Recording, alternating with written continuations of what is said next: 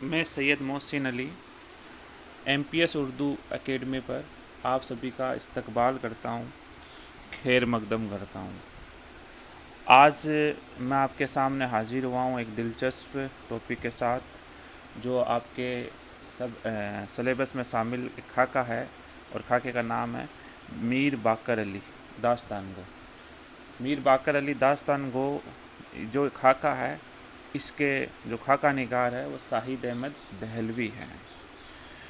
तो आज मैंने इस खाके को एकदम इस रूप में, इस पैटर्न में सेट करने की कोशिश की है कि आपको पढ़ते ही ये खाका याद हो जाएगा। इसलिए इसके पॉइंट टू पॉइंट बनाकर ये खाका मैं आपके सामने पेश करने जा रहा हूँ। तो चलो शुरू करते हैं आज का ये खाका। तो आ जाए। तो शाहिद अहमद दहलवी ने इसके अंदर मीर बाकर अली के बारे में जो बातें बताई हैं, अपन उन बातों को आज पढ़ते हैं। सबसे पहला पॉइंट ये है कि मीर बाकर अली जो थे वो दिल्ली के आखिरी दास्तान गो इस खाके के हिसाब से बताए हुए हैं, दिल्ली के आखिरी दास्तान गो। दूसरा पॉइंट ये है कि इनके इंतकाल को 20 बरस से ऊपर हो चुके हैं। मुसन्निफ़ जब ये खाका लिख रहा है तो वो कह रहा है कि मीर बाकर अली के इंतकाल को 20 बरस से ऊपर का टाइम हो चुका है। तीसरी बात, मुसन्निफ़ मीर साहब के बारे में ये बताता है कि मीर साहब हमेशा दास्ताने जो अमीर हमजा है वही सुनाया करते थे। और इसके बारे में एक बात पॉइंट नंबर 5 में लिखी हुई है ये बात कि उन्होंने ये जो दास्तान अमीर हमजा है वो उम्र भर में एक बार ख़त्म की थी। इस बात का कई जगह जिक्र हुआ है, तो आपको इसको इसलिए मैंने शॉर्ट में कर दिया है कि उन्होंने ये जो दास्तान है अमीर हमजा वो उम्र भर में कितनी बार ख़त्म की थी, एक बार ख़त्म की थी। ठीक है, जो आपका 5वां पॉइंट है। पॉइंट नंबर 4 है कि इनका मकान कहाँ पर था। तो मीर बाकर साहब का जो मकान था वो इमली की पहाड़ी पर था। कहाँ पर था? इमली की पहाड़ी पर। अब आ जाओ, 5वां पॉइंट अपना हो गया कि उन्होंने दास्तान अमीर हमजा उम्र में एक बार ख़त्म की थी। अब आ जाते हैं 6वां पॉइंट। मीर बाकर साहब ने चंद किताबें भी लिखी थी, जो ये हैं, जिसमें से पहली किताब है गांधी जी की जो खादी तहरीक चल रही थी उस ज़माने में उन्होंने एक किताबचा लिखा था और उसका नाम था गाड़े खान ने मलमन जान को तलाक दे दी। तो उस किताबचे का क्या नाम था? गाड़े खान ने मलमन खान को क्या दे दी? तलाक दे दी। और ये भी याद रखना है कि ये किताबचा कब लिखा था उन्होंने? जब गांधी जी की खादी तहरीक चल रही थी तब लिखा था। दूसरा है इसमें जो इनकी किताब है वो है पाजी पड़ोस के नाम से। और तीसरी किताब है ये मौला बख्श हाथी के नाम से है। तो दूसरी है पाजी पड़ोस और तीसरी है मौला बख्श हाथी। और कुछ उन्होंने मतलब रसाइल में लेख भी लिखे, लेकिन उनको कामयाबी जितनी उनको दास्तान गो में मिली उतनी उनको इन तहरीरों में नहीं मिली थी। आपका जो फिर पॉइंट नंबर 7 है। पॉइंट नंबर 7 में क्या होता है कि जब दास्तान का दौर ख़त्म हुआ तो ये कहा जाता है कि अंतिम दिनों में या बुढ़ापे में मीर बाकर साहब को अफलास ने घेर लिया था, मतलब दिवालिया हो चुके थे वो पूरा। इसलिए वो अपना पेट पालने के लिए अपने बुढ़ापे में मीर साहब अपना पेट पालने के लिए क्या बेचा करते थे? छालिया बेचा करते थे। ये भी ध्यान रखना है कि मीर साहब जो अंतिम दिनों में अपना गुजारा छालिया बेचकर करते थे। पॉइंट नंबर 8 है आपका, दिल्ली में जब दास्तान सुनाने जाते थे तो 2 रुपये लिया करते थे। जब दिल्ली में दास्तान का दौर जारी था उस समय उनकी जो फ़ीस थी वो कितनी थी? जब भी किसी के यहाँ वो दास्तान सुनाने जाया करते थे मीर साहब, तो कितना रुपया लिया करते थे? 2 रुपया लिया करते थे। और फिर धीरे धीरे जब लोगों ने बुलाना बंद कर दिया तो उन्होंने दास्तान सुनाने का काम अपने घर पर ही शुरू कर दिया। और अपने घर पर दास्तान सुनाने के लिए उन्होंने टिकट भी लगाया, और उस टिकट का कितना रुपया था? 1 आना। जब मीर साहब ने, पॉइंट नंबर 9 है, जब मीर साहब ने अपने घर पर दास्तान कहनी शुरू की तो 1 आना टिकट लगाया था। इससे उनको रुपये, सवा रुपये की कमाई हो जाती थी। उन्होंने टिकट कितना लगाया था? 1 आने का। जब वे सुनाने जाते थे तब तो 2 रुपये लेते थे, और घर पर जब उन्होंने सुनाना शुरू किया दास्तान तब उन्होंने 1 आना टिकट लगाया। इससे 10-15 आदमी उनको सुनने आ जाते थे, जिससे उनके रुपये, सवा रुपये की कमाई हो जाती है। और ये मैं पॉइंट आपको बता चुका हूँ कि आखिरी वक्त में वो पूरी तरीके से दिवालिया हो चुके थे। उन्हें किसने घेर लिया था? इफलास ने घेर लिया था। क्योंकि उस समय, ये भी पहले बता दूं आपको कि उस समय सिनेमा का अंतिम, उनके बुढ़ापे में सिनेमा का जो चलन हो गया था, सिनेमा ने उनकी क्या कर दी थी? पुरस्किश ख़त्म कर दी थी। तो ये कुछ 10 पॉइंट मैंने बनाए जो मीर साहब से रिलेटेड हैं, बाकर से। और अगला जो आता है टॉपिक, वो आता है उनके हुलिये के बारे में, कि इस दास्तान में शाहिद अहमद देहलवी ने मीर बाकर का जो हुलिया बयान किया वो कुछ इस तरीके से था। उन्होंने बताया कि मीर साहब की सफ़ेद छोटी दाढ़ी थी, सर पर 2 पल्ली थी, पाँव में देसी जूती थी, अंगरखा और चुस्त पजामा। क्या पहनते थे? अंगरखा पहनते थे, और पजामा होता था वो एकदम चुस्त टाइप का होता था। खिलता हुआ सा उनका रंग था, और सुए जैसी उनकी नाक थी। ये टे नहीं है, पेश की मात्रा है। सुए सी उनकी नाक थी, और उनका कद कैसा था? मियाना कद था, और उम्र उनकी लगभग कितनी हो चुकी थी? 60 से 70 के दरमियान थी। फिर शाहिद अहमद देहलवी ने उनकी मुलाजमत से भी रिलेटेड कुछ बातें बताई हैं। उन्होंने कहाँ पर मुलाजमत की? तो पहली मुलाजमत ये थी कि एक ज़माने में रियासत पटियाला में दास्तान सुनाने के लिए मुलाजिम रहे। तो सबसे पहले उन्होंने, रियासत कौन सी थी? पटियाला थी, और पटियाला में दास्तान सुनाने के लिए क्या रहे थे? मुलाजिम रहे थे। उसके बाद दिल्ली के हिंदू रईस थे एक छुन्नामल करके, उनके यहाँ पर भी वो 40 से 50 रुपए में माहवार पर मुलाजिम रहे। दूसरी बार कहाँ रहे? दिल्ली के एक हिंदू रईस थे जिसका नाम क्या था? छुन्नामल के यहाँ किसी वक्त में 40 से 50 रुपए में माहवार वो मुलाजिम रहे। तीसरी बात यह है कि मुसन्निफ़ का जब बचपन का दौर था उस वक्त वो फराज खाने में हफ्ते के एक दिन घंटा 1.5 घंटा दास्तान सुनाया करते थे। कि जब मुसन्निफ़ का बचपन का वक्त था तो उस समय वो फराज खाने में हफ्ते का एक दिन मुकर्रर कर रखा था, और कितने समय के लिए? घंटे 1.5 घंटे के लिए वो दास्तान सुनाया करते थे। और धीरे धीरे ये बात मैं आपको बता चुका हूँ, नोट करके लिखी हुई, कि जब भी सिनेमा की वजह से मीर साहब की जो लोकप्रियता है या पुरस्किश है वो ख़त्म हो गई थी। अब शाहिद अहमद देहलवी ने शॉर्ट रूप में उनके आबा अजदाद के बारे में भी बताया है। वो बातें क्या है? पहली बात, जो इनके आबा अजदाद थे वो शाही दास्तान गो थे, मतलब राजा रजवाड़ों के यहाँ पर वो दास्तान सुनाया करते थे। दूसरी बात, इनके आबा अजदाद में से एक का कोई वाक़या भी शाहिद अहमद देहलवी ने बताया है, और वो वाक़या कुछ इस तरीके से है कि आशिक व मासूक के दरमियान सिर्फ़ एक ही पर्दा हायल था, मतलब एक ही पर्दा पड़ा हुआ था। पर्दा उठ जाए तो वशाल हो जाए, मतलब दास्तान कंप्लीट हो जाए, ठीक है।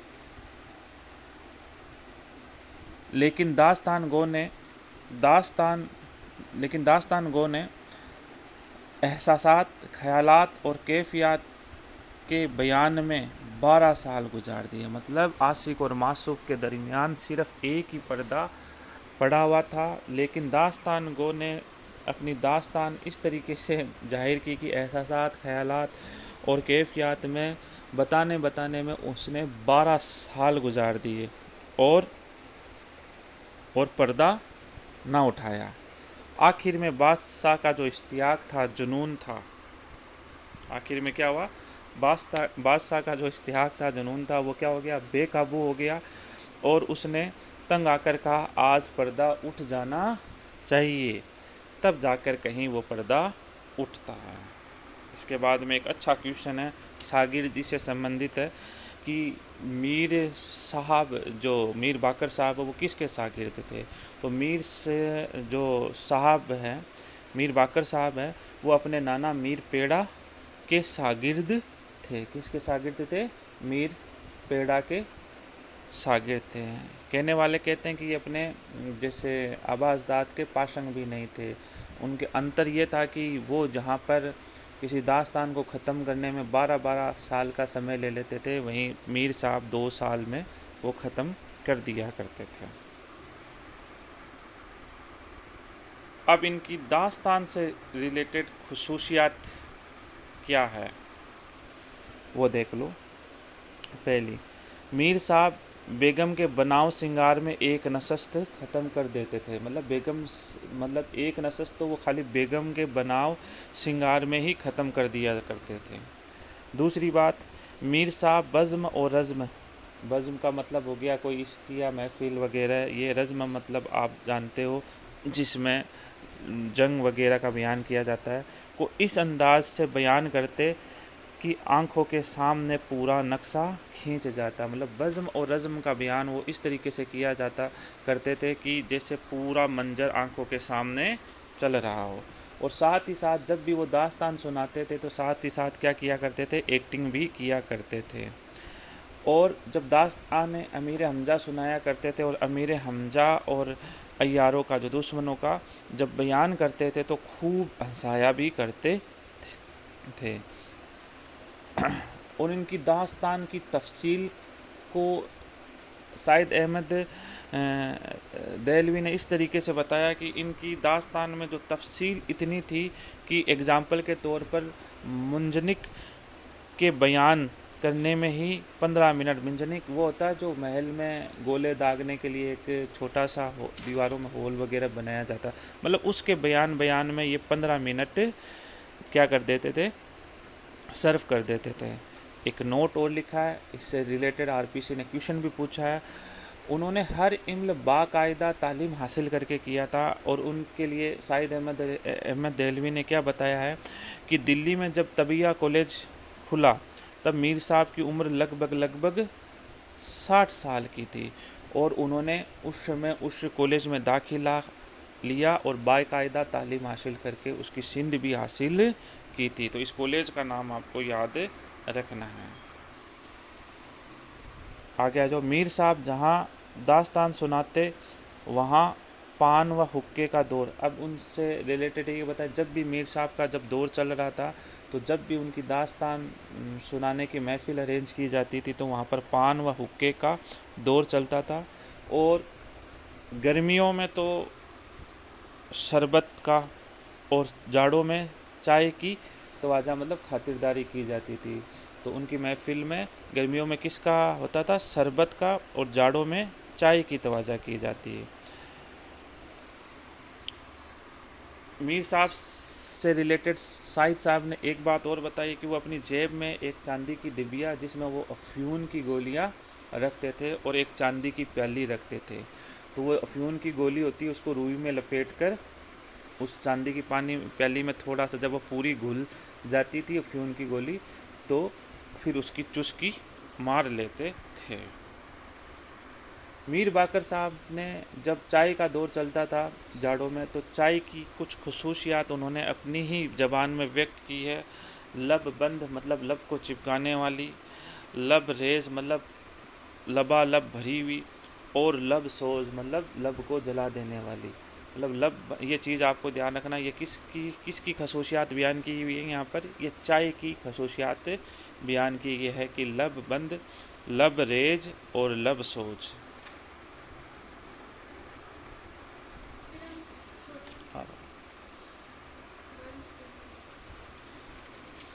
फिर आगे आता है, इसी दास्तान में एक किस्सा बयान किया हुआ है मीर महमूद अली साहब का। क्या किस्सा बयान किया हुआ है? मीर महमूद अली साहब का। और वो किस्सा यह है, मीर महमूद अली साहब ने क्या बताया? मीर महमूद अली साहब ने बताया कि मीर साहब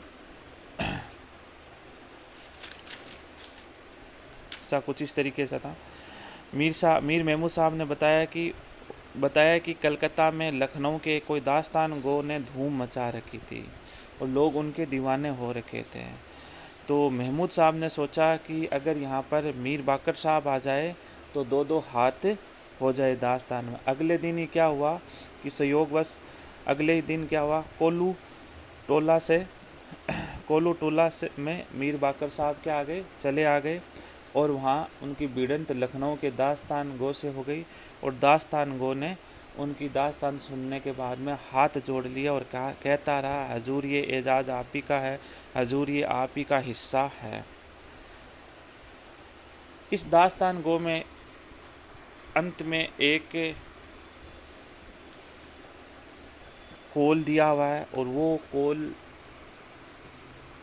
मीर बाकर साहब जब अपने बुढ़ापे में इफलास से गिर गए थे उस वजह से शायर ने दिया है कि ए कमाल अफसोस है तुझ कमाल अफसोस है, कि ए कमाल अफसोस है तुझ कमाल अफसोस है। ये कौल देकर पूछा जा सकता है कि किस दास्तान से लिया गया, तो ये भी आपको ध्यान रखना है। इसके साथ ही आपको जो दास्तान के अंत में जो भी लफ्ज़ व मायने दिए हुए हैं वो सारे के सारे आपको याद करने हैं।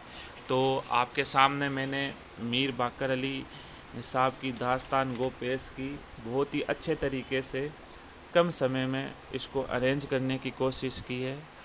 आपको ये कैसा लगा, आप इसको अपने कमेंट के माध्यम से ज़रूर बताएं। अगर आपको अच्छा लगा तो आप इसको लाइक और शेयर ज़रूर करें और ज़्यादा से ज़्यादा ग्रुप में इसको शेयर करें ताकि आपको ज़्यादा से ज़्यादा तक लोगों को ये पहुंच सके और जिस किसी भी साथी को इससे फ़ायदा हो सके वो फ़ायदा उठा सके। मेरा मकसद मैं फिर बता देता हूँ, आपकी तैयारी को गड़बड़ाना नहीं है। मेरा मकसद सिर्फ़ और सिर्फ ये है, जो आप तैयारी कर रहे हैं उस तैयारी को आप कंटिन्यू रखें और उस तैयारी में जब भी आपको 10-15 मिनट का वक्त मिले तो उस वक्त में आप इस वीडियो को देखें और इससे जो भी बातें आपको अच्छी लगें वो आप अपने पास रख लें। अगर नहीं रखें तो भी कोई बात नहीं, मैं इसी तरीके से ये 10-10, 15-15 मिनट के वीडियो अपलोड करता रहूँगा। और पीछे मैंने खोजी से मुतल्लक जो सवालात आपके सामने पेश किए हैं, 2-3 दिन थोड़ा सा मेरे घर से आउट रहने की वजह से, कहीं दूसरी जगह जाने की वजह से मैं वीडियो भी नहीं बना पाया और इसलिए मैंने आज सोचा आज सुबह आपको ये वीडियो डाल देता हूँ और शाम को आपको जो पिछले खोजी वाले वीडियो से रिलेटेड जो क्वेश्चन हैं उनके आंसर शाम तक मैं आपके अपलोड कर दूंगा और आप उन आंसर को अपने आंसरों से मिला सकते हैं। और आप ज़्यादा से ज़्यादा इस चैनल को और इस वीडियो को दोनों को ज़्यादा से ज़्यादा शेयर करें, ज़्यादा से ज़्यादा लाइक करें और भी इस वीडियो में जो भी कमी रही है या जो चीज़ें आपको अच्छी लगें वो कमेंट के माध्यम से ज़रूर शेयर करें ताकि थोड़ा सा मुझे भी हौसला अफजाई हो और मैं आपके लिए इसी तरीके से बढ़िया तरीके से वीडियो और कंटेंट आपके लिए लाता रहूं। मेरा उद्देश्य यही है कि कंटेंट खाली एक बनी बनाई थ्योरी पर छापने का उद्देश्य नहीं है। मेरा उद्देश्य है कि कंटेंट को इस तरीके से आपके सामने पेश किया जाए ताकि आपको एक बार पढ़ते ही कंटेंट याद हो जाए। और ये चीज़ करने के लिए थोड़ा सा समय देना पड़ता है, सोचना पड़ता है, समझना पड़ता है कि किस तरीके से चीज़ को आपके सामने पेश किया जाए। इसी के साथ मैं आपसे अलविदा लेता हूँ, ठीक है, और खुदा हाफिज़।